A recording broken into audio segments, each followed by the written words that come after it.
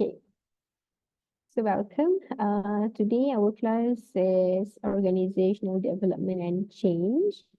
All right, so we are going to learn this topic for 6 weeks. And as you can see in your Europs, I can see some of the familiar names like Amal, Antonia, Faisal, Sarania. Okay, so welcome, welcome again. I mean, nice to meet you again. And then some of the name I think Nizam, Camelia, and also Esma Rizal. Okay, so in this class we should have, if we take a look at here, we should have 16, 16 students, okay, in this class. All right, so today is just an introduction class, but I'm going to cover chapter 1. Let us see first the syllabus. Okay, so this is my name. Okay, let me introduce myself first. My name is Zuria Suzana Zulkifli. You can call me Miss Zuria or Miss Wawa. And then this is my phone number. This is my email address. So if you have anything, then just you can DM me or send me an email, right? Okay. So for this class, I tak selesa lah pakai ni. Okay. So for this class, 6 topics, right? We only have 6 topics, as you can see in the screen here. The first topic would be an introduction to organizational development, and then it follows by 10 perspective on organizational change. We are going to take a look at the organization development as a process of change, and then understanding 4 principles of change management. Researching the organizational development, we are going to take a look at the J curve. And then the last one is levels of change management. So basically, it is a very simple topic, a very simple course. It's all about change management in organization. Okay, so by the end of all these lessons, all 6 topics, you should be able to analyze organizational analysis and diagnosis, and then identify intervention and activities and programs that can be utilized to effectively manage change, then interpret organizational issues from various perspectives. Okay, and this would be your assignment as well. So this is your module. You can see all this in your Europs. So let's see, if you want to go through one by one, all right. I'm not sure how it looks on your side, I think, but you have to mark as done first so that it can go. It will allow you to go to the next tab. Okay, because if you tak complete, for example, like, let me see if I can. So if you open the first one about the cost, and then you have to mark as done, but here, okay, you have to put mark as done and then only can click next. I believe that if you don't do that, you cannot go to the next one. Okay. But never mind, let's just go through. We have a lot of time today, so let's just go through one by one. Okay, so the synopsis of this course, it will help you to understand the organization development and change management, right? And let me share with you why this course is important. Okay, as MBA, MIM students, it's very important for managers to be one of the key players in developing the organization into making change, right? When I talk about change, it can be about anything. It can be in terms of the culture, it can be in terms of the work processes. The reason why we do change, why we involve in change management, the ultimate goal is to increase efficiency, right? To increase efficiency, to increase the effectiveness of the company. So efficiency and effectiveness at every level, at every activity, right? So as a manager, your from the respective department, you should be able to implement this change management to increase the efficiency. And then the students are introduced to the subject, which refer to the development of individual groups and responsibility. Okay, so when we talk about organization development and change, it's just similar with organizational behavior where we have three levels, right? We have three levels. It starts with the individual, it starts with and then it moves to the group, and then lastly it moves to the organization, right? So when we implement change, it can be, for example, like can be done in a small group first, for example, like a group within a department, and then we can make a change as large as the change in organization. Okay, so we have like a three level of the three level of development. And then for like I've mentioned to you, okay, so one of the work processes, for example, like the control system, in order for us to monitor the work, monitor employees' work, monitor all the work processes. So we implement a control system. So let's say before this, we don't have a tool or a platform to do this controlling process in our workplace. So we implement change to have a control system so we can monitor, we can observe, and then we can measure. We can measure the productivity, we can measure the output, whether it met our goal or not. And then incentive, right? For example, like some kind of, I can give you one example that is very famous nowadays, is work-life balance, okay, work-life balance or flexible working arrangement. So that is not one of the incentives that organization can apply. Before this, we don't hear that a lot. Okay, we used to hear that happen in overseas, in foreign company, where employees they have a flexibility, they have a freedom to do their work because it's a remote working. And now we can see that in our country as well, a lot of companies starting doing this, right? That is some of the incentives, some of the change that implemented by an organization. And then various organizational variables. Okay, so this is an essential skill for the OD practitioner, for the managers, right? And then we are going to take a look at the interventions and program. And then relates with planning, initiating, monitoring, like I've mentioned just now. So the learning outcome here is we have discussed about this previously. To know, you should be able to analyze critical approach to organizational analysis and diagnosis, to identify which part that need changes, to identify which part that need to be developed and so on. And for example, like for individual, so individual, we are talking about continuous learning. So you have to identify, we have learned how to determine the strengths and weaknesses of our employee. So now it's the time for you to develop them in the individual level. So identify which learning program, which training is essential for the employee.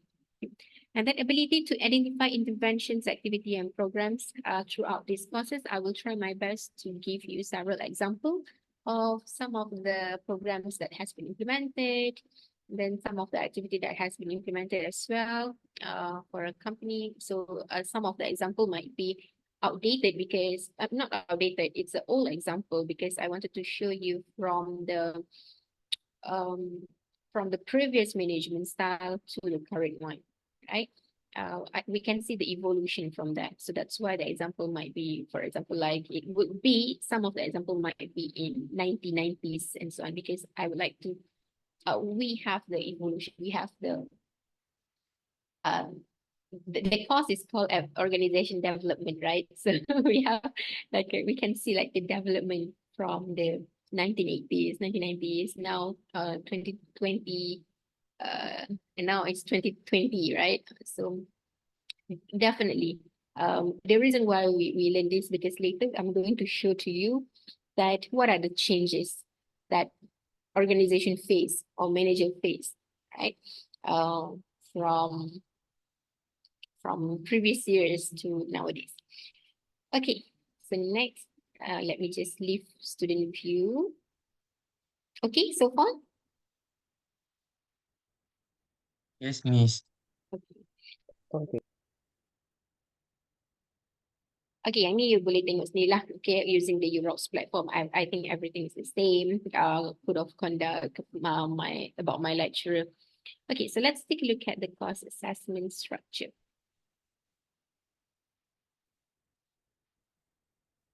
Okay.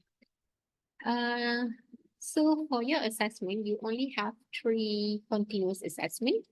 The first one would be apa ni, tak ikut turutan yang kita bilang. The first one would be case study. Okay, case study. 20% of your marks. For last module student, module 1, I think that you familiar how to do case study, right?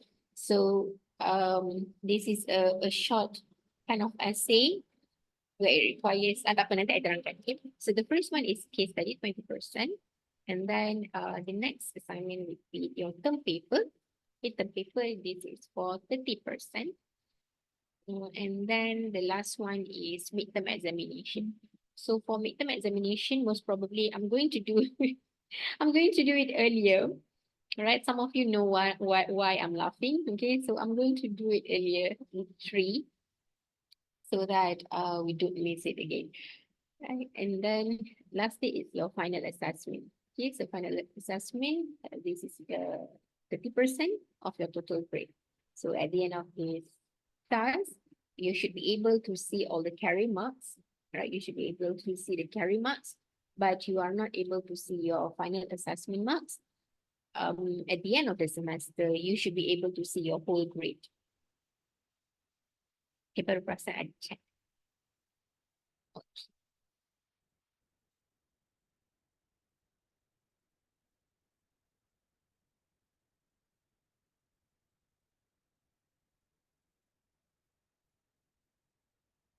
All right. Okay, so for lecture slides, I only put week 1 first.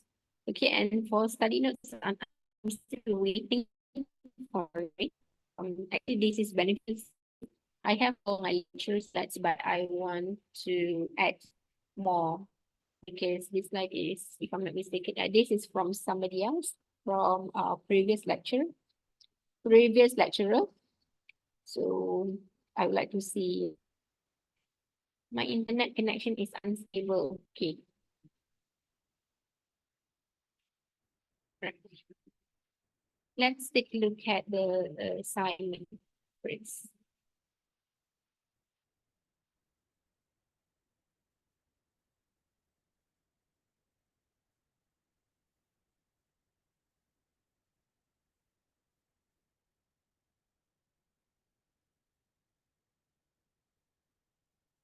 Okay, boleh nampak? Let's go to the case study first.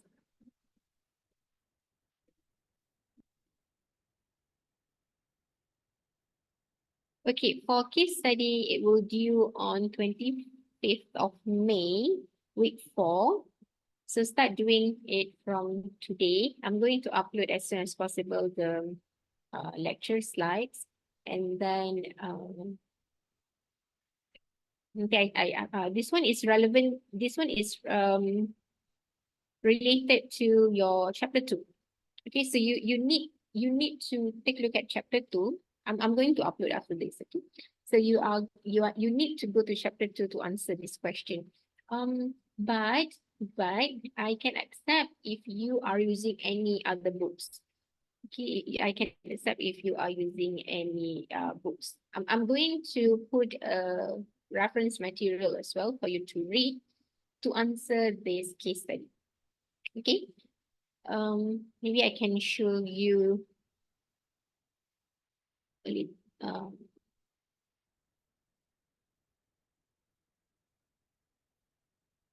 Okay, nanti I show you. So for this case study, all right, what I want you to do is you have to select an example of change intervention in which you are familiar. So it can be from your work, or if you are still studying, or it's a thing that you have experienced before this while you are studying, or anything, right? Maybe if you don't have um working experience, or you are a full-time student, so you can recall back what change that happened in your for example, like school club, or university club, or any professional memberships that you have. Okay, so my point here is try to pick one change intervention. Change intervention is that you notice that some things have changed. Okay, I give you one example. Um, apa example yang nak bagi?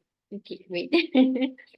mm, Working hours, for example. Okay, this is related to HR practices. So in terms of working hours, instead of in previous organization, we have it very strict working hours. You have to come before 8, and then you are allowed to go back at 5. Okay. But since COVID, so what they do is they make a flexible working hours, so you can come as soon as, I mean, starting from 8 o'clock until 10 o'clock. So it depends on you how to manage your time. You are allowed to come in. You are allowed to tag in between 8 and 10 a.m. And then you can go back between 5 to 7. Okay, things like that. That is one example from the change intervention. So what I want you to do, maybe you don't know, okay, why the company is doing this. Okay, you just apa orang panggil tu? Obliged to it. So now the reason why we do this case study is for you to understand this. Yes, Amal? Can I ask the question now or? Boleh, boleh. Yeah, okay. From your example just now, correct me if I'm wrong.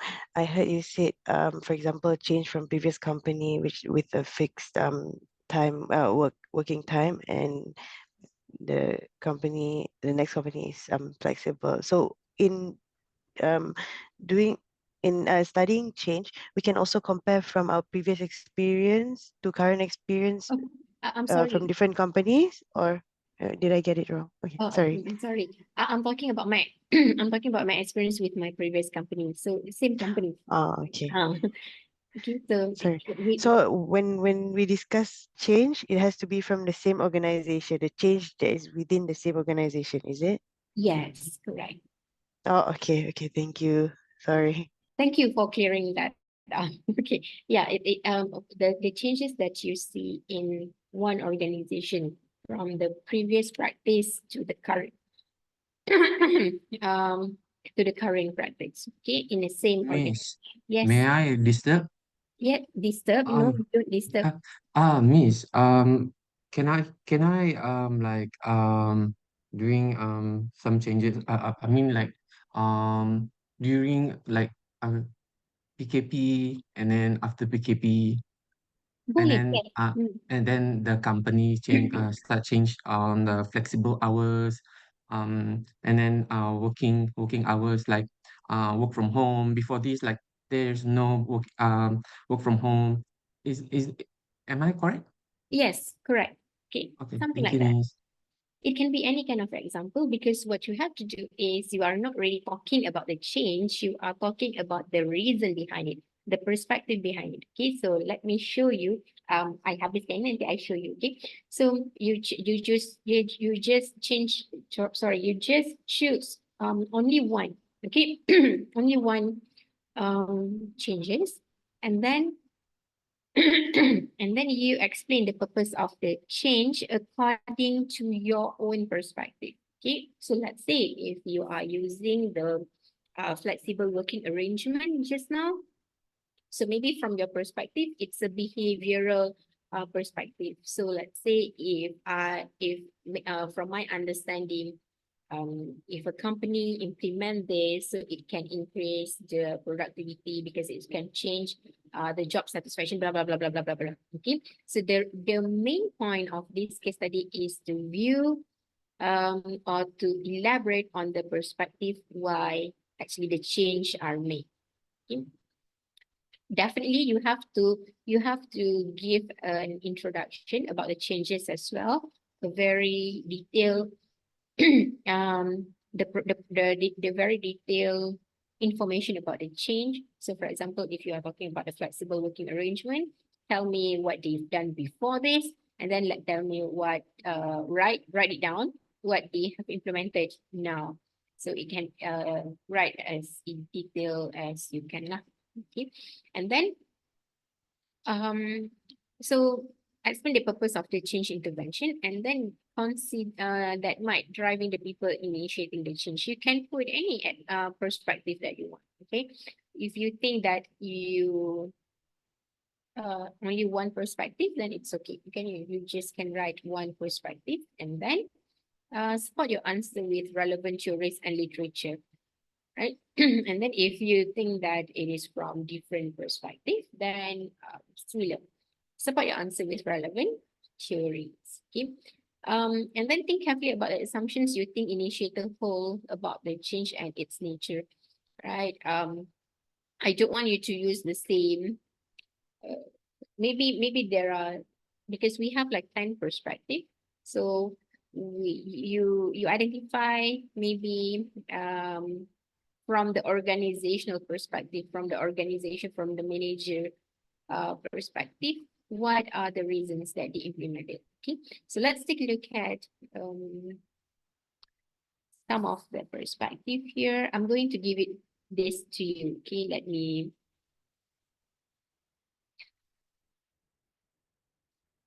This is another class. Right, so let me give this to you. It's uploading. Okay, so from here you can see the 10 perspective on organizational change.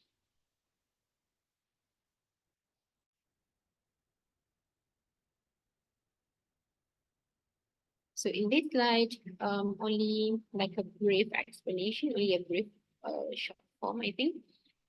Right, and then you can read the PDF file that I have just uploaded. Dekat dalam tu ada the elaborate version of it. So the first one, for example, like we have the biological perspective, okay, change, for example, like it's involved like life cycle, and then you can see this is just a summary of it. You can read more on the PDF. Let's do, we have the rational perspective, right? The strong is logical, and then this is proactive. Then we have the institutional perspective and others lah. We have a lot, okay, in terms of the resources, contingency. So my advice to you is you read this first, okay, the 10 perspective, and then only you can identify the best change that has been implemented, because I worry that if you choose change first, right, maybe it will be difficult for you to identify it. But when you understand each and every perspective of this, maybe you can relate back. Oh, okay, so I can see this, right? I can see that this reason is the main reason or a part of the reason why they implement change in my workplace, in my workplace or in my department, right? For example, like the contingency theory. So this one is governed by situation. COVID, maybe, right? Because of the COVID, because we have limited things to do. We have limited resources. We have other than that. So maybe the reason why we do flexible working arrangement is because of the contingency perspective, according to the situation and blah, blah, blah. So from there, you pergi dekat Google Scholar, you pergi dekat Emerald, and then find resources about, ataupun find article, sources about flexible working arrangement during COVID. So you might find a strong justification from that. Okay, so that's how to do case study. So far ada soalan tak? So all of this, you can refer to, I already put it here. And then let me just make a remark over here.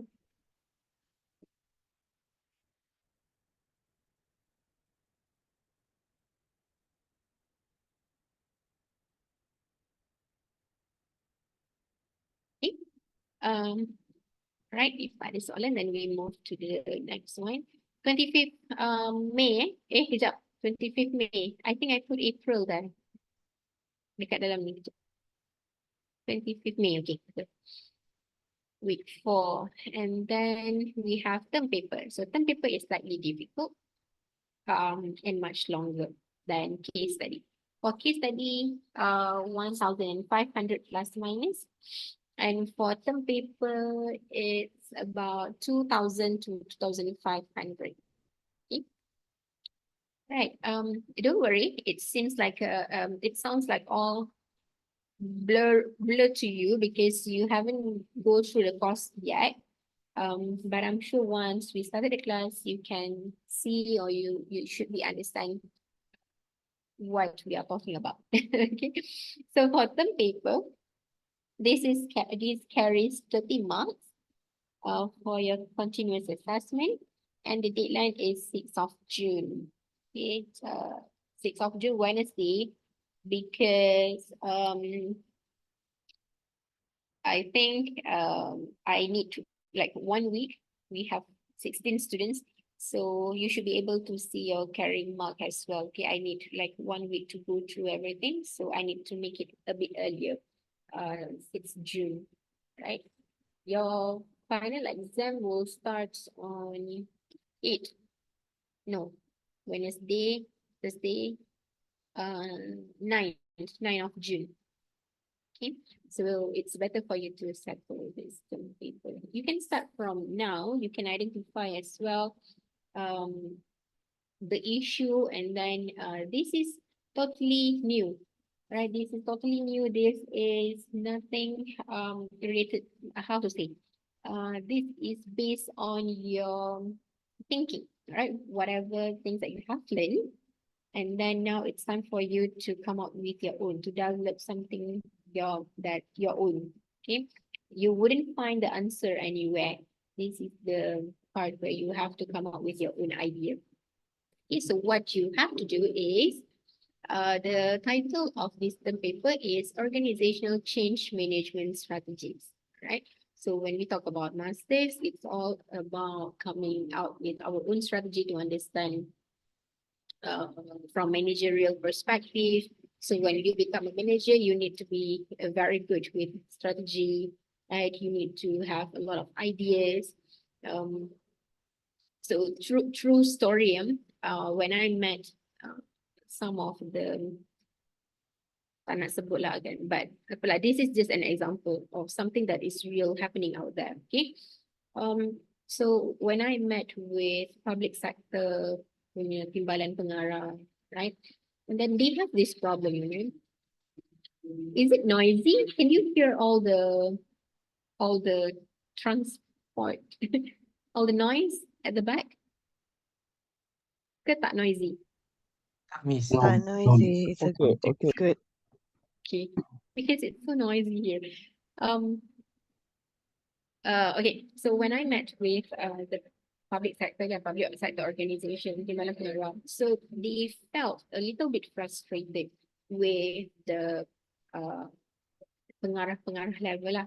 Okay, pengarah, I believe like 40, maybe 44, right? Maybe 52 pengarah lah.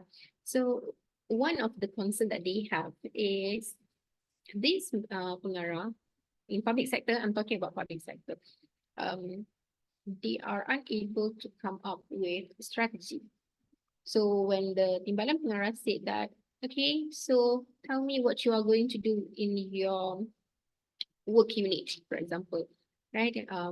Ataupun they have like a, for example, the one that I go to is an educational institution. So the Timbalan Pengarah asks, okay, what do you want to do to increase your institute? But they cannot come up with answer. Okay, what are the things? Cakap pasal sustainability, semua gila, right? Cakap pasal digitalization, couldn't think of it. So this is a very frustrating thing for the Timbalan Pengarah, because he need takkanlah dia nak buat semua, right? Okay, he can't think of any institute, any branch, any work unit, because the person who manage it should know better, right? The performance, the challenges, the issue, and each working unit, each institution is different in a different location. So different location might have different factors, okay, external factors, external environment. Right. So as a manager, it's very important for you to come up with a strategy. What we will learn in this class is theory, is a suggestion, it's something that makes you see more. All right. I couldn't tell you exactly like, okay, let's do this strategy. Let's do this within this timeline. Okay. No, what you are learning in this class is an overview of what's happening out there, what is the most important thing for you to think of, to take into account, and then um some of the apa orang panggil results. Okay, if you implement this, then what would happen? If you do this, what will happen? Some of the um, examples. So that is what you will learn in this class. Okay, I tak boleh bagi tahu you, okay, strategy. You have to do this. Okay, so that's why you have assignments. Okay, you have assignments to assess your understanding so that you can apply this in the real world later. Okay, so try your best lah. I think for me, I don't know lah, maybe I'm a nerd student ke apa ke, but I really love assignments. So because I can see that whether if I understand it, then I can apply um it in the real world later. Okay, something like that lah. I hope that you feel the same as well. Okay, while doing my assignment. For other assignments, let the lecturer say to motivate you lah. Okay, so this is my way to motivate you. So I hope that it can help you to implement to apply this later PM. Okay, to apply this in your real world. Okay, what you have to do. Okay, let's go back to this. What you have to do is you have to choose one issue, and I'm sure. Okay, and I'm sure that you are the one who at the workplace now. Okay, for example, like me as well. Okay, definitely you will know what kind of issue that relates with your organization, what issue that you have been hearing, and so on, right?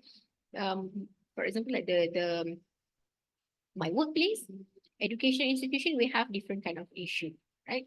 And here I want you to focus on the issue or challenge that relates with sustainability, because I believe that this is a very important concept nowadays, right? It doesn't matter if your company doesn't have any kind of reporting, sustainability reporting. If you work for a smaller company, you haven't done much yet in terms of sustainability, but try to think, right? Try to think why your company is unable yet to involve ataupun to practice sustainability practices, right?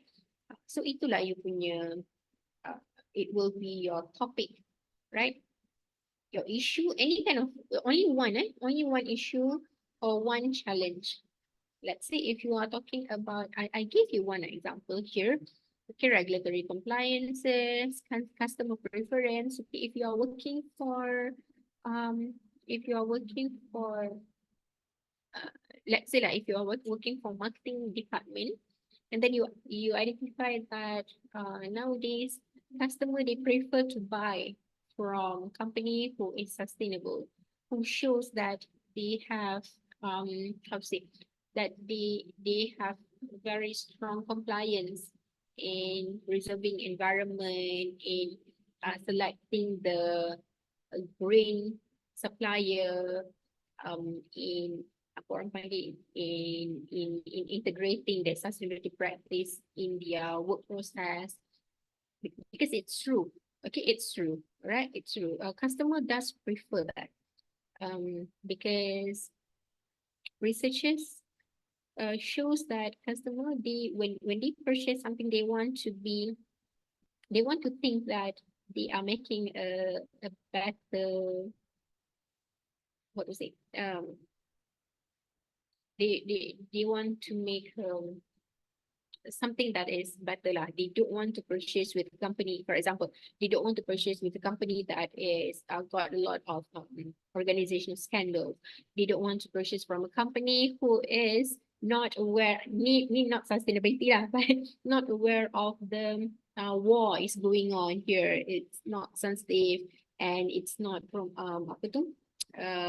For a company that is not showing support for humanity, things like that. Okay, customer sekarang ni dah bijak.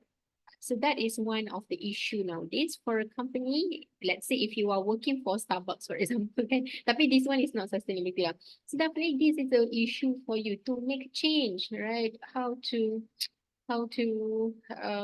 get your customers back, and then you can see that in most of the country ataupun for example, like Vietnam memang dah terkenal lah. Starbucks memang cannot go further there, right? And now we can see a same pattern here in Malaysia as well, where a lot of local companies started to do their coffee shops and so on, and it get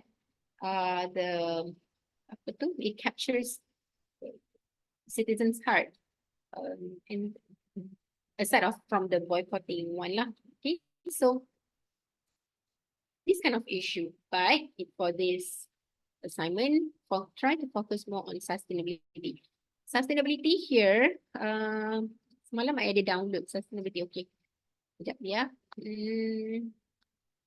Sustainability, boleh lah this one. Okay, sekejap.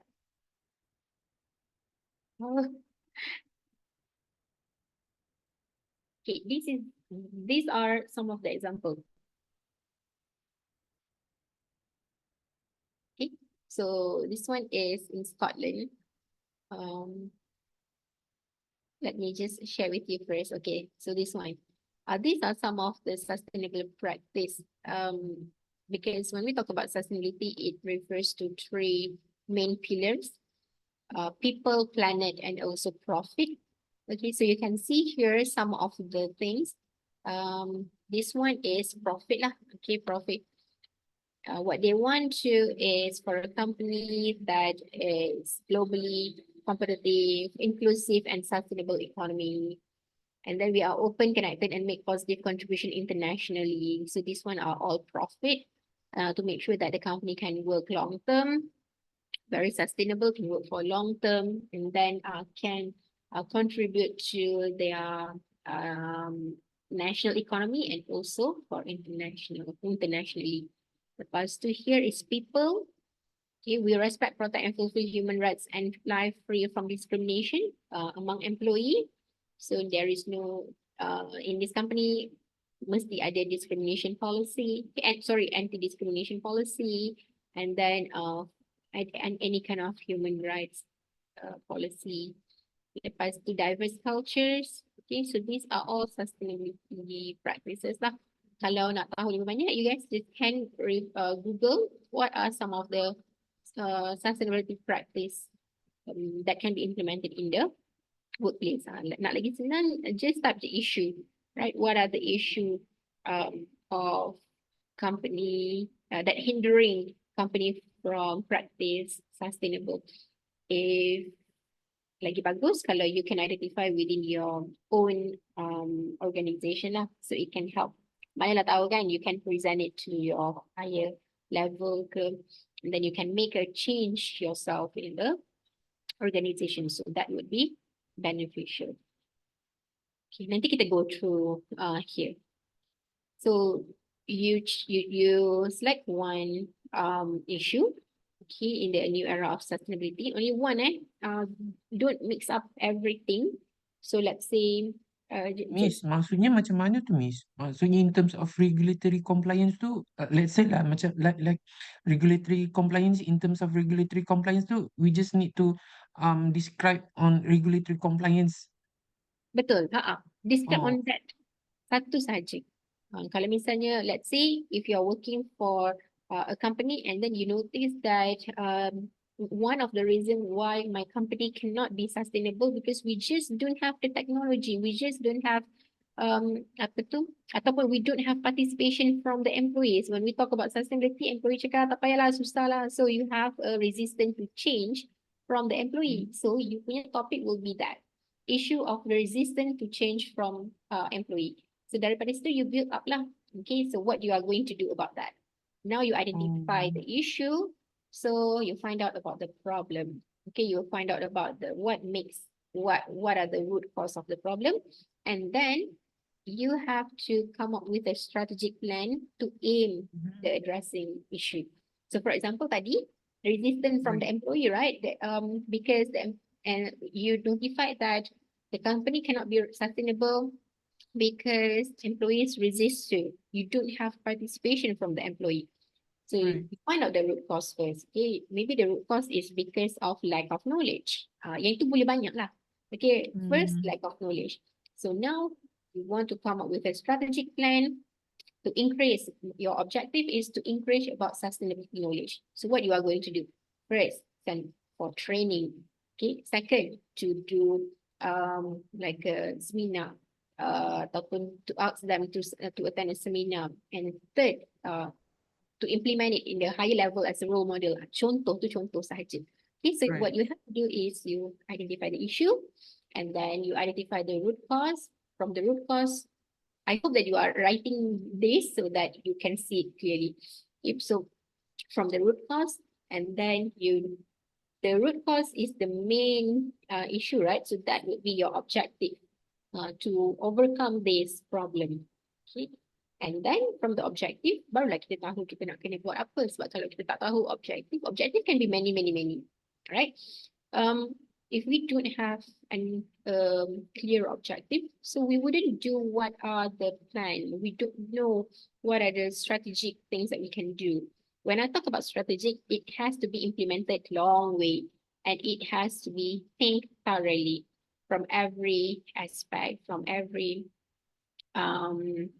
angle. So that is what we mean by strategic, and then make sure that it can be implemented rationally, long term, and then apa tu can be measured. Okay, can be measured as well lah.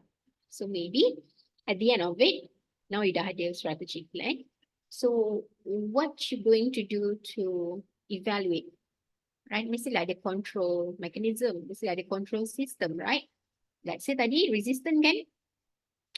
So now you have resistance from the employee, and then your objective is to increase awareness of the sustainability practice. So your plan is your activity, send them for seminar ataupun seminar. Okay, send employees for seminar, and then balik for control mechanism ataupun control system, maybe you should make them to do like a reporting, what they have learned, or maybe you can do like some of assessment, or maybe you can to assess atau to monitor the performance, maybe you can ask them to submit idea about sustainability ideas. Paling senang, my previous company kita kena sign an oath. It sounds funny now, but yeah, we have to sign an oath to be sustainable. Meaning that, for example, especially in social, okay, social perspective, yang mana no discrimination, we have to treat everybody with respect and so on. So we do sign an oath, right? Like really oath. So it's like a perjanjian for you to be sustainable. So that is another practice lah, okay?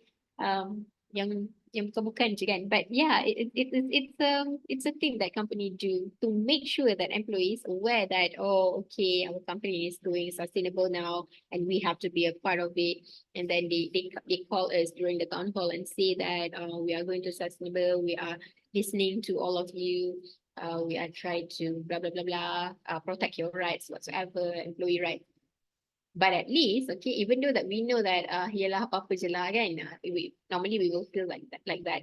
But actually that is from organization perspective to increase the awareness, to communicate with employees about changes, right? Tak guna kalau you buat change. I always tell my students this. Tak guna if you organization tak guna you buat change but you don't communicate with your employee, right? You implement that, you implement this for the sake of your employee to make them their life better and so on, but you don't communicate. So you buat baik orang tak tahu kan, organizational perspective lah. You buat baik you punya employee tak tahu pun. So it's very good. It is apa orang panggil tu necessary for you to communicate to your employee. Internal communication must be good. If you tak boleh nak jumpa diorang every apa orang panggil frequently, so make sure that you have a platform. Okay, so yeah, you have a platform for them to you keep on update. So that is a very good practices. Okay. So what you have to do is come up with a strategic plan. Okay, now you have identified the issue and then the strategic plan to address the issue. Okay. You can ask for my review or opinion first when you are doing this. If you don't know how to do it or you need more clarification, then please you can email or you can WhatsApp me. Right? Or if you afraid that you are not in the right path, in the right track, so please let me know as well. But I think now you can understand, right? What I want you to do for some people.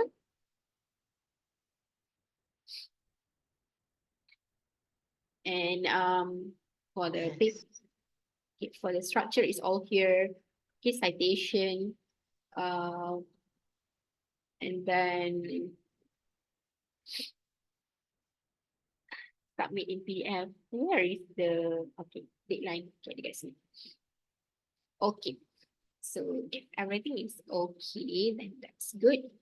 Let's take a break for a few minutes, and then when we come back, I'm going to cover chapter 1 pages. Chapter 1, not so much. In fact, it will be a very boring one because we are talking about history. I will try my best to make it interesting for you.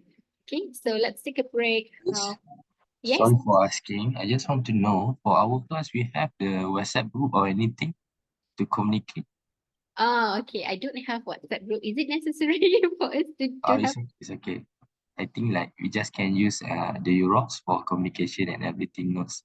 Okay, boleh. And my phone, it's I already put there my phone numbers. So whatever it is, you can just PM me. All right. Okay, And let's thank you, see Miss. if I have any announcement. I'm going to put it here. Ano tadi? I'm going to put in announcement here. Okay, but I think lah, okay, we can plan. We can plan. But for now, I don't have any announcement. Okay, and if you want to write anything, you can go to discussion as well. Okay, so I will keep on reading it. I have Canvas teacher in my phone, so every comments, every discussion, it will appear here. Okay, right. So in this topic, week 1, I'm going to give you a background first. Okay, so what actually OD? I said OD lah, not overdose, huh? Organizational development. So what ODC lah? Okay, what ODC means. A background first, okay, before we go further to the history or to the evolution.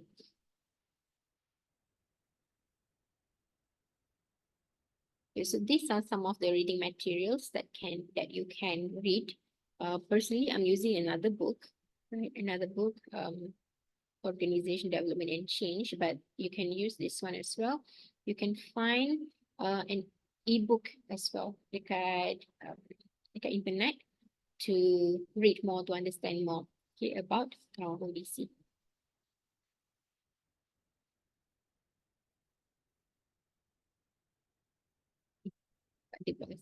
All right. So for the introduction first, okay, introduction. Let me share with you. Let me share with you the overview first. Okay, the overview of the ODC. So this course is actually designed for you to provide you with in-depth exploration about the issue, theories, and then I hope that this course it can build your foundation knowledge about about organizational development and also change. So throughout this course, we are going to have lecture and discussion, but for today, I'm just going to do a lecture. But starting from next week, maybe we can do like a short discussion, right, for you to understand more, to change ideas, and then to take a look at the theoretical concept and so on. Okay, and then like I've mentioned to you, I'm going to give you some of the example. Okay, maybe a case study, some of the example. We are going to analyze a real world case study and example of change management and also OD. We don't have presentation. I mean, we don't have presentation for this course.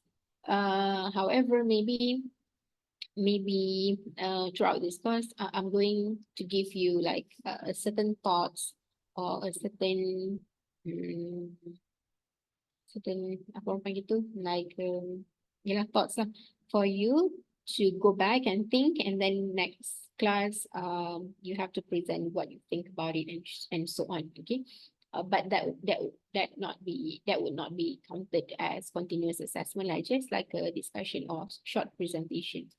Okay, and I will give you some of the reading materials, articles as well. So I hope that you can read, right? You can read all the reading of all the articles, book chapters like I dah upload tu kan. So I hope that you can read as well. Okay. So the first one, when we talk about OD, right? When we talk about OD is actually what we call as like a multidisciplinary field. It can be implemented in almost everywhere in management, in operation, management, in marketing. So it's a multidisciplinary practice, right? The reason why I have mentioned to you just now is to enhance the organizational effectiveness. That is the main reason why we have to develop, why we have to change, is to enhance organizational effectiveness through individual level, group level, and also organizational level. So how do we going to do this is OD, right? We try to implement this by planning and intervention and also a systematic change effort. So that's how we try to develop our organization by implementing intervention. We have a systematic change and so on, right?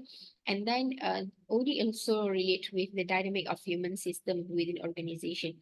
So because the one part that running the organization is a human, so we are going to take a look at the improving the dynamics of the human system within the organization.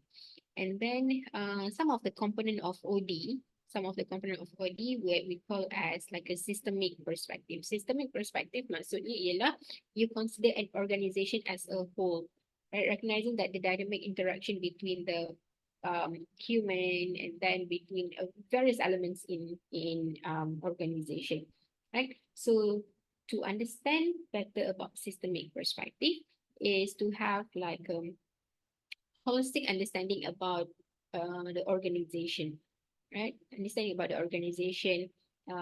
This includes the culture, the processes, who are our stakeholders.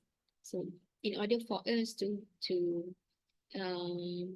how to say, one of the elements to increase organizational development is to have from the systemic perspective to understand our organization better. And then we have to also understand that in organization is a interdependence, means that change in one part of a company can lead to change through the entire system to other parts as well. For example, if you change something that is related to work behavior. It can lead to job satisfaction. Job satisfaction, it can lead to work productivity, and work productivity indirectly will provide ataupun will lead to organizational profitability. So interdependence, right? One change implemented, it can make a ripple effect throughout the organization ataupun through another system. And then another thing when we talk about OD is about open system. Open system maksudnya dekat sini is our organization interact with external environment, right? That's why we have, if you remember, we have learned pastel analysis. So pastel analysis is the factors, the external factors that can bring impact to our organization. So open system means that companies do interact with the external environment. So the external environment can become as input, right? And then you have to react, like what we have discussed just now, COVID, right? So that is it's an external factors. We do have lockdowns before this. We do have MCO and so on. So we have to interact, or we have to respond, okay, to this external environment. That is just only an example though. Other than that, okay, for example, like if in marketing, so we can take a look at the market trends, can take a look at the apa orang panggil tu, in terms of customer preferences and so on. Okay. All right. And next is change. Okay, change management. So when we talk about change management, this refers to the process of planning. Okay, planning, implementing, monitoring. So that is the change management process. Okay. Why? Because we want to achieve the desired outcome lah. We, like I've mentioned to you just now, right? We have objective, and now this is the part where we should plan what kind of strategy that we want to implement to achieve the desired outcome ataupun the desired objective, right? And again, it all related to effective and efficiency. So some of the components of change management, for example, like stakeholder engagement. Stakeholder engagement, because in order for us to make a change, we need to make sure that we have to engage with every stakeholders, relevant stakeholders throughout the change process, involve communicating why, the reason behind the change, and then we would like for feedback, we would like input. Okay, so maybe from the, let's say one of the stakeholder employees. So we would like to know what you think about it. You are the one who actively involved with the work process. So we want to know your feedback on it, right?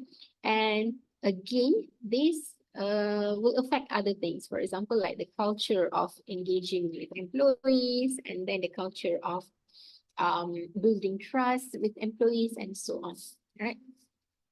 And nowadays, I think that you are aware that most of the company, they try to collaborate more with stakeholders. They try to do more collaboration to have better governance of the company.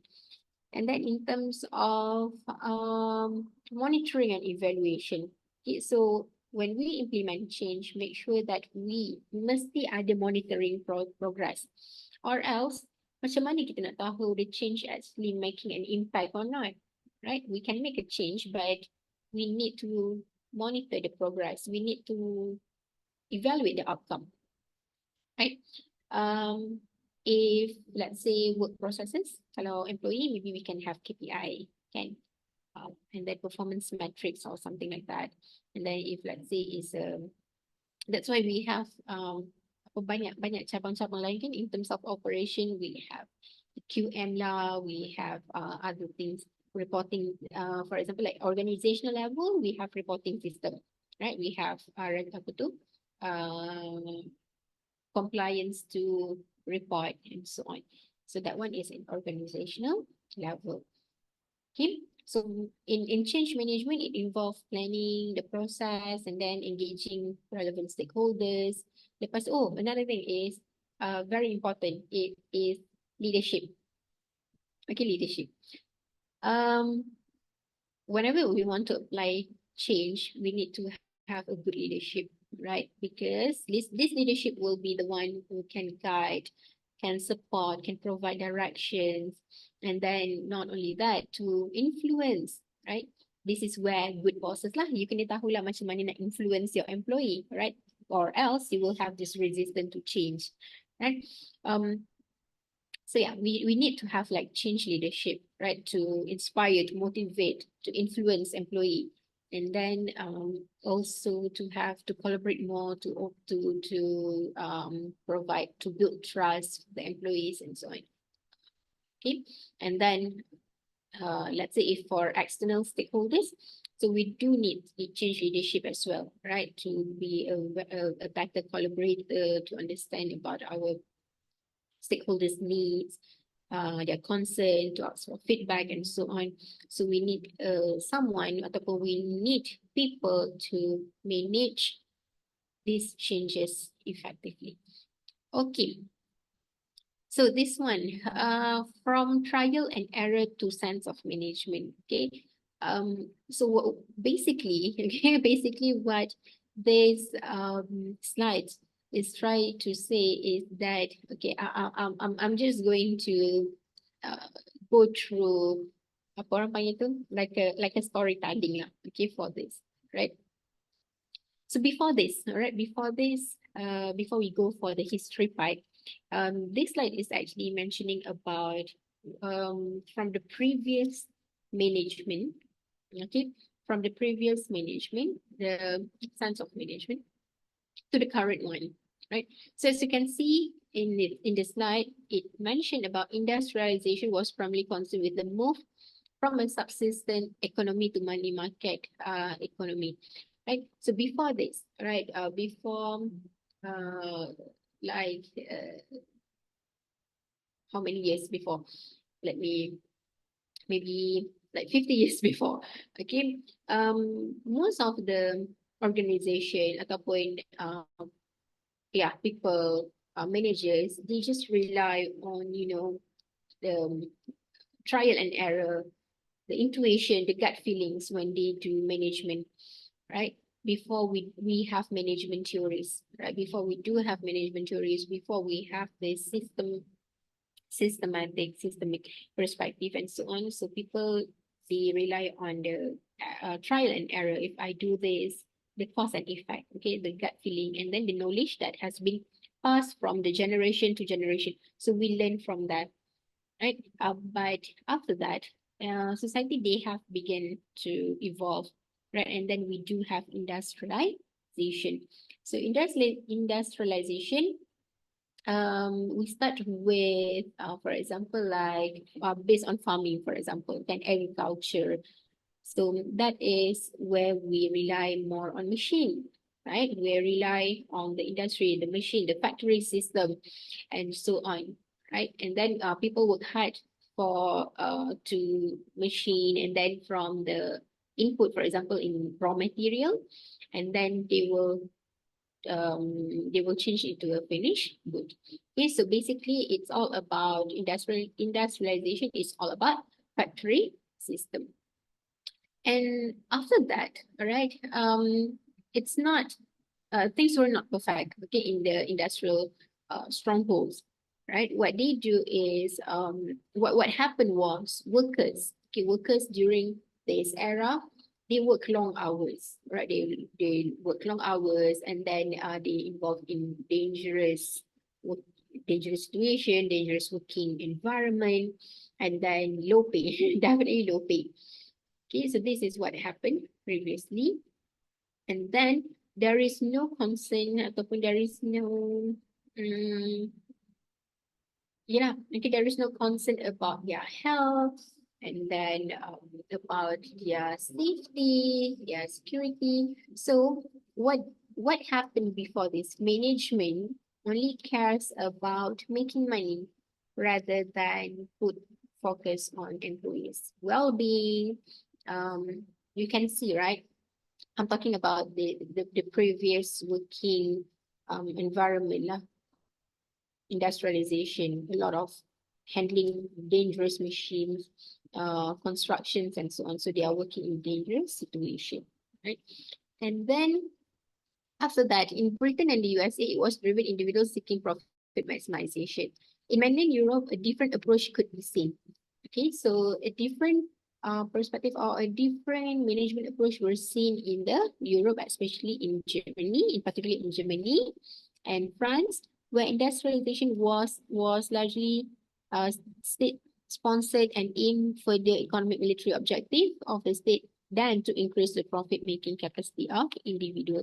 So this actually create a more complex organization where they started to think about the problem that the labor have. They try to introduce changes to working practices and technology. So this is the moment where management started to think about employees' health, started to think about what we call the psychology part, the sociology part of employees, right? They learn more about people. So that's why we have organizational behavior, we have organizational management, because we would like to know better about human. Okay, because during this time, management believed that this in the work process, it involved more than just a machine. Okay, we also have like a human capital. This is a very huge resources for us, and we have to take care of it. Okay? This then lead to the modern organization lah. So the modern organization, that's why we have a lot of management theories, the development of organization theories, need with managers to enhance their authority and initiate change.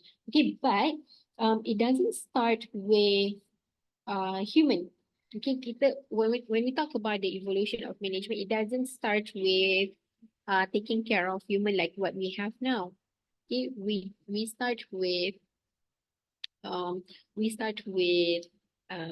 system first, right? The management system, more systematic. We have and we have a lot of scholars introducing apa orang panggil tu, they are introducing elements in managing organization. Okay, kena ada apa orang panggil the elements of working environment. Contoh macam division of labor. Maybe before this we don't have departments, we don't have division of labor. Maybe we don't have the skill.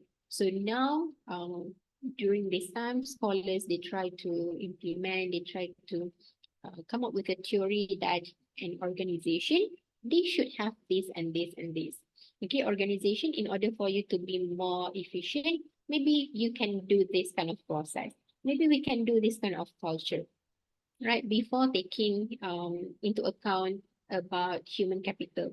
Kita sekarang ni, we are in a world where organizations started to think about human. We are in a very modern, modern management, new management thinking, right? Nanti kita akan tengok in this slide. Sekarang apa? Okay. So the crucial event that shaped the world was British Industrial Revolution, begin in late 19th century.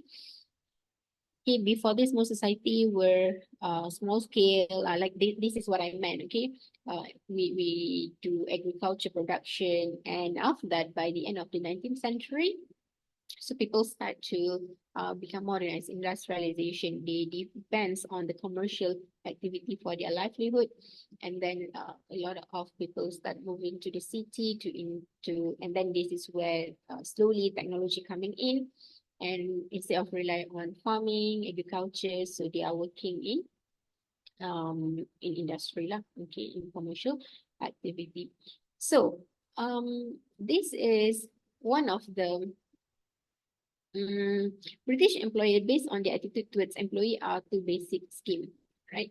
So this is actually a perspective that reflects a negative view of labor from the employer's standpoint. Okay, it suggests that British employees they perceive their workers as unreliable, lazy, and then will only work when tightly controlled, closely supervised. So this is a perspective from a British employers on on employees, right? So this perspective may have been influenced by the historical attitude towards labor, about the belief of work ethics, right? And then the stereotypes. Labor is unreliable. I think we do have that as well in our country, right? The stereotype of a certain race, where it was not accused, allegedly, people have this stereotype of employed labor are lazy and then not motivated enough and so on. Okay, and then the main controllable business cost is labor. Therefore, the key is to increase profit, is to make it cheaper by getting employees to work harder for longer hours for the same or less money. Okay, this is why previously employees, they work long hours, okay, extended working hours, and then workload as well, and so on.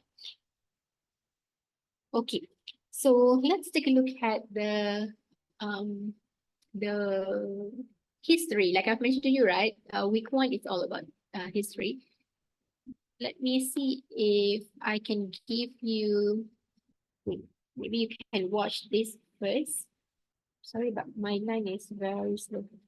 Have you ever wondered how you create a high-performance culture, maintain sustainable staff engagement, build a strong pipeline of leaders, embed change effectively in the organization? Numerous surveys have repeatedly identified these as some of the most vexing questions facing organizations. The workplace is like a complex jigsaw puzzle, and we, OD consultants, help make sense of the apparent disorder. It requires all of our experience, creativity, and knowledge, as no two challenges are the same. These puzzle pieces, partnering with clients to create unique competitive advantages through integrated high-performance systems filled with happy, engaged staff, is what gives us a real thrill. The role of an OD consultant can best be imagined as the interplay between 3 seemingly dissimilar occupations: a medical doctor, a chef, and a magician. Like a doctor, the OD consultant needs to carefully diagnose what the real underlying symptoms are. Once diagnosis has been completed, we move to prognosis. Using the available ingredients, we create a recipe that will be appropriate for the client's needs. There is no point serving steak to a bunch of vegetarians. Finally, we need to adopt the skills of a magician to keep our audience amazed so that we can move them to a new state of belief in previously unfathomable possibilities. Change management is a crucial imperative in most systemic interventions. Just as the doctor, chef, and magician do their best work with accomplices and end-user feedback, so does the OD consultant need to involve the key stakeholders for ultimate buy-in and likelihood of success. Often organizations will embark on company-wide values workshops that explain the desired values. These sessions are usually less interesting than watching paint dry and divorced from reality. We developed a values-focused workshop, but with a significant twist.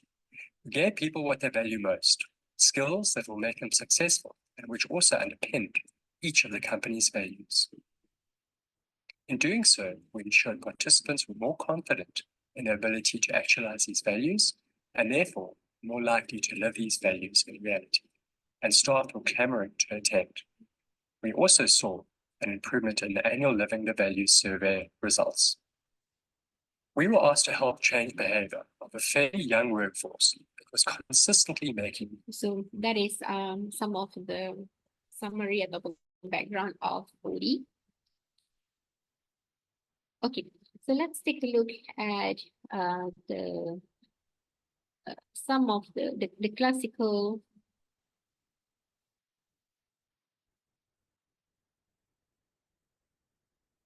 the scientific rational approach. So these are the classical school earliest theory on management. And for those who took organizational management, so I think that you are familiar with this. But I think if I tanya, siapa ingat lagi? Okay, I have explained about Taylorism, Fayelism, and Weberian during organizational management. So anyone would like to try to summarize what they say about management, or what are the things that they have introduced. Ada sesiapa ingat tak? I think only like last module, only 1 month before.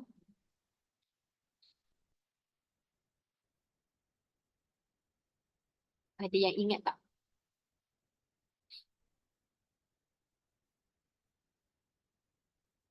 Tak ada ingat. Tapi pernah dengar kan? We did talk about them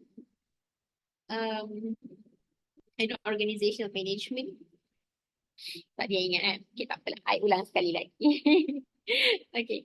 So the classical school, right, also known as the scientific rational approach, this one is referring to the management perspective during, you can see like late 19th century and early 20th century. Okay, so we have three perspectives. Okay, I can say that three perspectives from three scholars. Okay, the first one is Frederick Taylor. So under Taylorism, what he mentioned is about scientific management. Okay, remember that I told you that it doesn't start with human, right? It starts with the work processes. It starts with division of labor. It starts with structure and so on. So this is the management perspective at the earlier stage, right? So and then we do have Henry Fail. So this one is Failism, where he focused more on the principle of organization and administration. And then we have the Max Weber. So Max Weber is very famous for his bureaucratic theory ataupun bureaucratic perspective. Okay, yang mana bureaucratic, it's all about hierarchical, the structure of organization. So all of this has been implemented nowadays. You can see in your working environment. Semua yang you nampak tu ialah berdasarkan daripada these three scholars, right? So the first one is Frederick Taylor, right? At the start of industrial age, right? Company, they are very busy making things that they have never seen before. So there are some confusion in all the activity. That's why for Taylorism, it says that we need a good systematic work processes, right? We need a process that can improve the productivity. We need a process that can improve the efficiency, because we can't involve ataupun can't do this anymore, the wasteful practices, right? Because if we have a lot of waste, so it's very difficult for this company to achieve profit. Okay, earnings will be very low, very hard to get it, right? So he, as an engineer, he has a strong desire for accuracy, and then for things to get done fast, right? And then that's why under his perspective, he introduced scientific management. Right, so scientific management involves like work processes to make sure that each and every work, they have their own processes, and that it will be monitored to eliminate the waste. Right. From the beginning, it's just to eliminate the waste. So what he did is he conducted a time motion study to analyze and streamline workflows, and then he breaking down tasks into the smallest component to identify which part can be improved. Lepas tu, another element that is very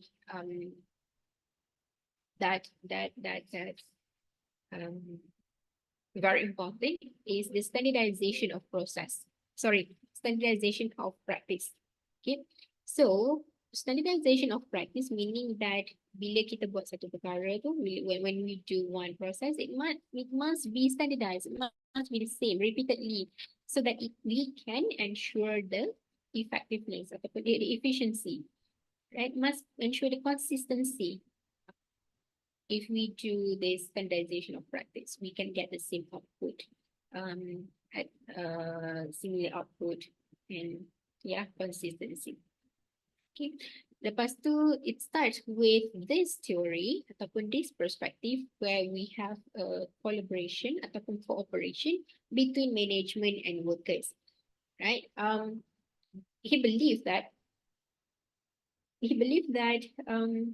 employee and employer, their work ataupun their work belief is actually aligned, right? They wanted the same thing, which employee, they want to excel in whatever they do. They can get as much as salary at the end of the day. They can achieve whatever that they want lah, okay, to develop their skill and so on.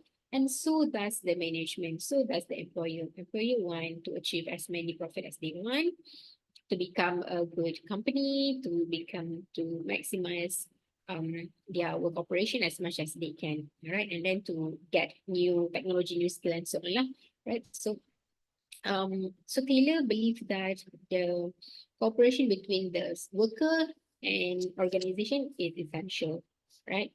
Because they share the similar goal. And then for Henry Fale, ada explanation tak? Okay, ada explanation dekat sini. Okay. And then for Henry Fale, this focus more on the principle of organization, right? But before that, for Frederick Taylor, so definitely, right? This has sparks, okay, ideas in management. So, different management practice is implemented. Okay, because now it's time for companies to be productive.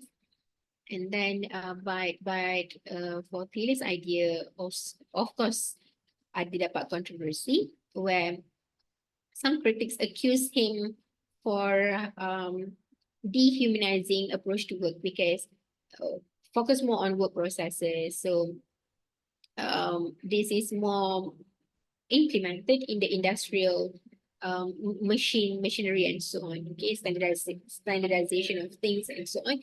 So these are some of the critics, maybe not fully cater for other nature of business, but only for industrial machine and so on. Okay, but this is an earlier stage of different management practice. Okay, so next is Henry Fale. Okay, Henry Fale focus on the principle of organization. So as you can see in your screen now, you can see that these are the things that we are doing nowadays, right? We do have forecasting and planning. So similar, okay, we don't want any wastage. We want to increase efficiency. So it's better for us to plan, okay, examining the future, deciding what needs to be done, and developing a plan of actions. So this is where what I can say is from this perspective, we do have like what we have now, okay, organization management, we have strategic management because of this perspective. It evolved, it keeps on evolve until today. And then we have organizing, coordinating, controlling, and so on. So these are the principles of organization. But basically, Henry Fale, he introduced sama juga an engineer, and then he introduced, if I'm not mistaken, ada berapa principle? Several principles. If I'm not mistaken, like 13 or 14 work principle. The principle of organization. So a lot of things. He developed a lot of principle of organization. Principle of organization means that what are the things that need to be there in organization. Okay, for example, like division of work, very famous. Okay, division of work where we have specialization. Yang sekarang yang you bekerja under any department and so on. So thanks to Henry Fale. Okay, so he actually introduced division of work to make sure that each and every worker, they have their own specialization. Because of why? Because this specialization will help you to understand your work better, and then you can give to your skill to provide skill. And then ada commanding. Okay, commanding. So we talk about authority here. So authority and responsibility.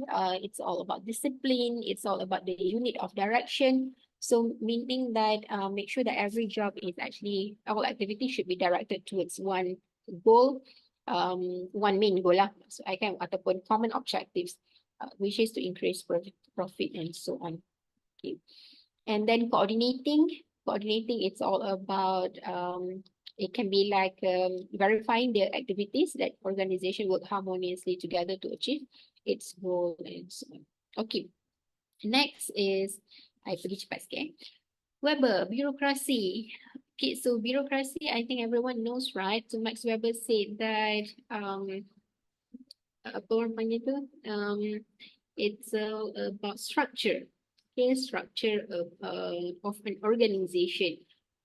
It focuses more on hierarchy, who's in charge, who's in power, the structure, the organizational chart, okay, and also the division of labor, the hierarchy of authority.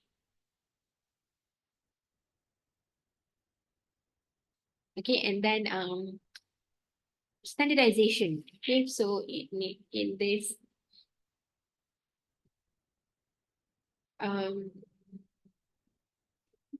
we have standardization of works, centralization as well, and then focus more on rules and regulation. Okay, so for bureaucracy, this is if you know the formal and informal organization, right? So for bureaucracy, it focuses more on formal organization. So that's why we have like formal rules and regulation that governs the behavior. Okay, and then macam tadi lah saya cakap kan, it's very standardization, so it focus more on uniformity to ensure the consistency in the work practice lah dekat dalam tempat kerja. Okay, so basically, in summary, okay, the classical school organization are rational entities. It means that it operates according to the logical and systematic principle, right? These three perspectives suggest that organization, they are designed and structured in a rational manner and to achieve specific objective, right? Organizational design is a science, okay, because according to this classical school, management is actually a science rather than the art, because it involves systematic process, it involves structure, must be, and not only that, okay, we need to have like some kind of like scientific principle.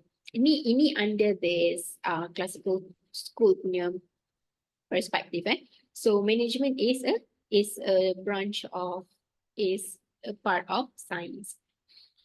And then people are economic beings, they are not human beings, okay? Because under this is worker, means that individual, they are actors that can maximize in terms of the financial rewards and incentive. Okay, and then management practice dekat dalam classical school focus on economic incentive and financial reward as primary motivators for behavior. Okay, so implementing rewards, incentive, and so on can become a very good motivator. Okay, so I have one summary, okay, one video, a summary video about this classical school. Only but this one panjang sikit video dia. I'm going to share with you here. Okay. Boleh tengoklah kan, just to Classical management theory is like the great grandparent of organizational studies. We're going to look at the context at the time it emerged, the three primary theories that generally make it up, and talk about whether or not it's still relevant today.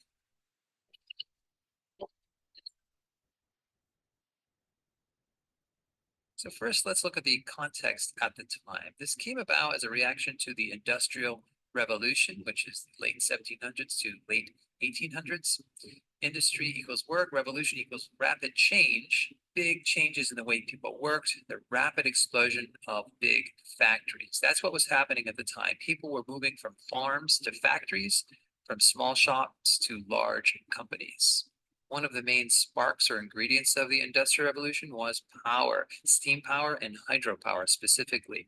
The machines used to manufacture in these new large factories were run on power, not by hand. It's like the difference between a bicycle legal system. He wanted a legal, rational approach to organizing. That meant that he didn't want to follow the traditional family type system where the head of the family was in charge, or perhaps you had a charismatic type of leader. He thought these were not the right way to run large organizations, and he wanted a legal, rational approach where he saw each person's authority that should be tied to his or her official position in the organizational hierarchy. In other words, if you're in a job, your responsibilities are tied to that position. And if you leave that job, you don't keep all that influence and power. Whoever the new person is responsible. So this was his way of balancing power and keeping things rational and organized. He wanted clear rules that governed performance and standardized guidelines for hiring and firing. So he was really concerned about issues of favor. Specifically, he thought that So this one is, oh, sorry, this one is Like if I don't quit Taylorism. Intel, then my peer managers ask me, oh, so which company are you going? I said, no, I'm not going anywhere. he thought that the customized approach was very inefficient. He saw a lot of factories and people basically all doing things their own way. However they wanted to do their particular job in that organization, they could. And he thought this was not efficient. This was not the best way to do jobs. So he said, let's do time and motion studies to study how much time every single little task should take and how many motions every single little task should take. And we can speed things up and come up with the one right way. So each task was broken down into very small steps and standardized to the one right way. So he would go into an organization, look at all the inefficiencies and figure out the one right way to do every single job. And his results were actually pretty impressive. For example, when he went into a bricklaying organization, they were laying brick down and they were bending over to pick them up, and he thought it was all very inefficient. So he came up with a system where the bricks were all right at hand level and they were up on a shelf and people didn't have to bend over to pick them up. And he made some other changes to their time and the way they used their motions, and he sped it up about 300%. So now one bricklayer could put down as many bricks as it took 3 to do in the past. So his work was pretty dramatic and successful in some ways. So Max Weber took a big picture bureaucratic approach. Frederick Taylor took a micro level approach to looking at the specific tasks, and Henry Fail, or Henri in the French, Fail, took a mid-level approach. He was looking at the management side of things. How should we manage people? That was the big question that he wondered about. He put forward a theory of management called administrative science, or sometimes just called classical management. And he believed that managers needed to be trained in a much more systematic approach. He didn't really see any good theories out there for how we should train managers, and so he wanted to contribute to that discussion. In fact, he wrote, "It is a case of setting it going, starting general discussion. That is what I am trying to do by publishing this survey, and I hope a management theory will emanate from it." So he wrote a book that then became popular in the late 1940s. In a section of that book, he talked about the management activities that managers should be pretty competent at. And this is a list that you'll see in many textbooks on the topic. He thought we needed good planning, that managers should look ahead and chart a course for the organization. He also thought that organization was a key management activity. They need to select and arrange people in an orderly and efficient fashion. He wanted the manager to be in command, in other words, to oversee, to lead, and to drive the process, but to stay out of the details. That was up for the regular workers. Managers should also be good at coordination, needed to harmonize and facilitate the general activities of different departments and groups in the overall organization. And lastly, control. The manager needed to ensure compliance on everything from accounting, finance, the technical side, quality control, and other areas. Like I said, this is a list you're going to see in a lot of classical management sections of books when they talk about Henry Fail. Okay, so that is some of the explanation about this three perspective of theory. Okay. And then, okay, we have the newer one, right? Where human relation science. Okay, human relation. Sorry, school. So on human relations school, also known as human relation movement, right? This one focus on several things, right? For example, like focus on social and psychological factors, which are not focused in the classical school, right? And then two things that ataupun two studies, two theories that is imperative in this perspective is Alton Mayo. All right, the Horton experiment. So we have learned that as well. And then we have also the Maslow hierarchy of needs. So from there, it has been evolving until today. And then the third one is to put emphasis on employee welfare and satisfaction. That's why we can see that a lot of researchers now, research now focus more on the employee welfare, all things related to employee, for example, like their job satisfaction, their commitment, rewards, motivation, and so on. And then there's and satisfaction lah. Okay. And another thing that this human relations will focus more on the group dynamic and informal organization. Remember that we learned about Max Weber just now, so that one is more formal organization. So in later theories, in the earlier in a modern theory, we do focus on there are some theories talk about the informal organization, okay, because we do have a lot of informal organization nowadays because the sorry, there is something. All right, because the evolving of the group dynamics in workplace, right? And lastly is the impact on management practice. Okay, I don't think that I'm going to talk about each and every theory here, right? So for Alton Mayo, this one is a Horton experiments where he tried to see whether observation ataupun control in management. Okay, so you can read further this perspective for Alton Mayo. Horton experiments, very interesting and well known. Okay, to simply put observation into to see how workers responding to it, and then they try to implement rewards and incentive as well to see the role of incentive and rewards in employee satisfaction and productivity. Okay, and then we have Chester Barnard. So this one is a cooperative system where it's there are two things under this perspective, which is the first one is authority from bottom up. Okay, authority from the traditional top down and authority from bottom up. So for Barnett, believe that it's very important for the authority to seek feedback, to seek input from the lower level management. Okay, bottom up lah. Maksudnya daripada lower level management ataupun employees to the top management. Right. This is not like the traditional hierarchy where it focuses more on the top down. Okay, the authority flows downward to from top management to the employees, right? And then the next one is reward.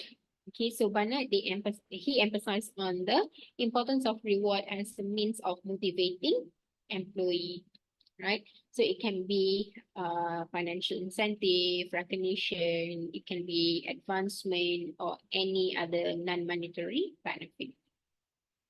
Okay, and then after that, Maslow hierarchy of needs, very famous as well, and I think that you have learned this. All right, so under Maslow belief that in order for employees to fully motivate, to fully cooperate, commit in their work, so managers or ataupun company need to identify the hierarchy of needs and need to fulfill this, need to understand that this is what motivating employees to perform better. Okay, once that their needs are fulfilled, so it will be easy for them to achieve their self-actualization and to perform better. And then Douglas McGregor, we talk about this as well, theory X and Y, to identify the differences between worker who is motivated, always accept the challenge, and employee who doesn't like working, doesn't like responsibility, and so on. All right. And then for Warren Bennis, this is the death of bureaucracy. Okay, so we can see that a lot of companies nowadays start to have a flatter structure, to take down the two length structure, right? And this actually impacted by the growth in size of organization. Okay, and then we have a lot of increasing diversity, change in managerial behavior, and so on. So we are going to take a look at all these changes throughout this class later. Okay. All right. So I think that's all for today's class. Do you have any question? Let me just summarize while you are thinking of your question. So let me just summarize about the human relations school. So it rejects the classical school of as mechanistic.